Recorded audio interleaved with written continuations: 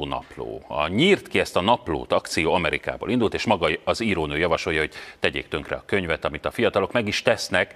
Már nagyon sok ilyen videó felkerült az internetre. Sokak szerint viszont veszélyes, hogy a gyerekek az agresszivitásukat éppen egy könyvön vezetik le.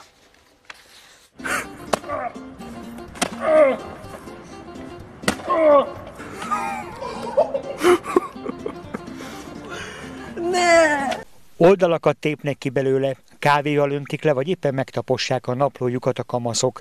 Ez az új őrület, amely Amerikából indult, de már Magyarországon is egyre népszerűbb. A könyv írónője különös, szokatlan feladatokat ad a tinédzsereknek, akik az egyik videó megosztóra feltöltött videók szerint meg is csinálják azokat.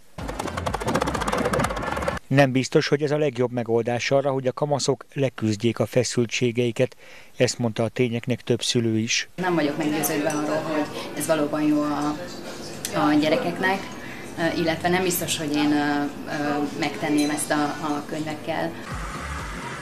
Ebben a szombathelyi könyvesboltban is kiemelt helyen van a különös napló.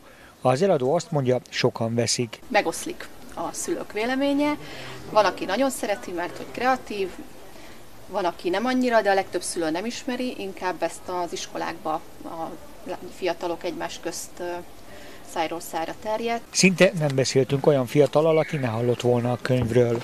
Oda szoktuk adni egymásnak, hogy ők is tegyék tönkre, meg lehet sétáltatni, meg ledobni a fáról, meg neki dobni a falnak. Csak jót hallottam róla, azt mondták, hogy igazából érdemes kipróbálni. Több szakértővel